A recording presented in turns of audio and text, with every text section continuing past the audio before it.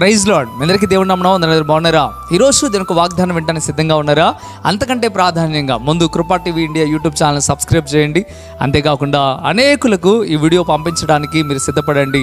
అంతేకాకుండా వీడియోని లైక్ చేయండి. దేవునితో మాట్లాడితే తప్పక లైక్ చేయండి. మంచిది.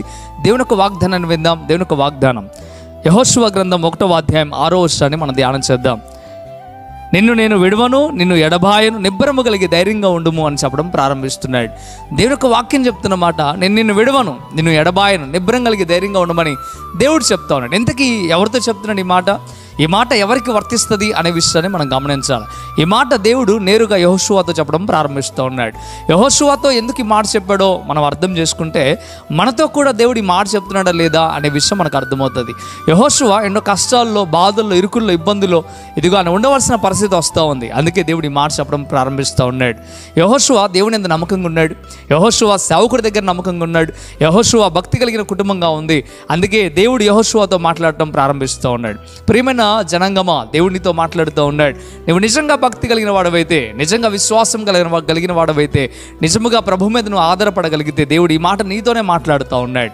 యెహోషువ జీవితంలో ఇశ్రాయేలు ప్రజలు నడిపించే విషయంలో తన ఆత్మీయ నాయకుడైన మోషే ఎన్నో బాధలు పడటం, కష్టాలు పడటం యెహోషువ దగ్గరుండి చూశాడు.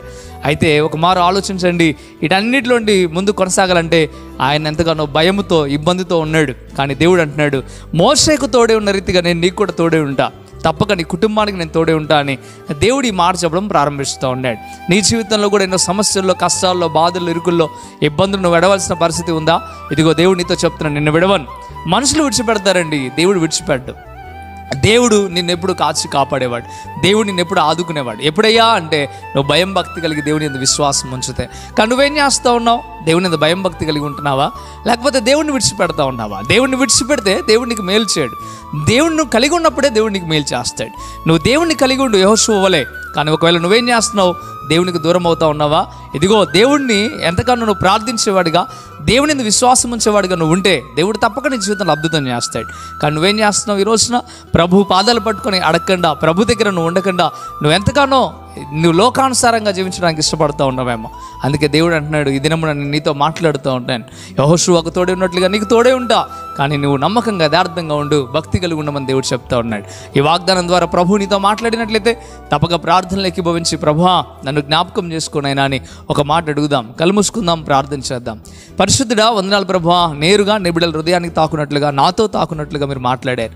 నిజమే, నిబ్బరం కలిగి ధైర్యంగా ఉండగలిగిన స్థితి మాది ప్రభువా. అయ్యా మీకు వందనాలు, మీరు మాకు తోడున్నారు. అయ్యా మీరు మమ్మల్ని విడవనని మీరు చెప్తా ఉన్నారు. అయ్యా మీరు నిబ్బరం కలిగి ధైర్యంగా, విశ్వాసంతో ముందు కొనసాగడానికి సహాయం తెచ్చండి. మీరు బలపరిచి స్థిరపరచండి. అయ్యా ఈ మాటల ద్వారా మీరు బలపరుస్తున్నందుకు వేలాది స్తోత్రం, నీ ప్రజలను దర్శించినందుకు వేలాది స్తోత్రం. ఈ మాట విని ఎవరైతే విశ్వాసంతో, నమ్మకంతో ప్రార్థన లేకిపిస్తున్నారో వారి పట్ల ఈ మాటలు నెరవేర్చబడును కాక కృప చూపించమని, వారి కుటుంబాలను దీవించండి, వారి పిల్లలను దీవించండి, వారు చేసిన ప్రతి ఒక్క పనుల్లో మీరు తోడుగా ఉండండి, వారి పంట పొలాలను దీవించండి, వారి వ్యాపారాలను దీవించండి, ఉన్నతమైన స్థితికి మీరు మార్చమని. అందుకంటే ప్రాధాన్యంగా నీ ఉన్నావని ధైర్యం, విశ్వాసం కలిగి భయం భక్తితో ముందు కొనసాగుతూ సహాయం దయచేయమని యేసే నామములో మిక్కిలి బతిమలాడి వేడుకుంటున్నాం తండ్రి. ఆమేన్, ఆమేన్. మంచిది. ప్రియమైన బిడ్డలారా, ఈ కొండ ప్రాంతంలో జరుగుతున్న పరిచర్యను ప్రోత్సహించాలని ఆశ మీకు ఉండినట్లయితే తప్పక మీరు మమ్మల్ని సంప్రదించండి.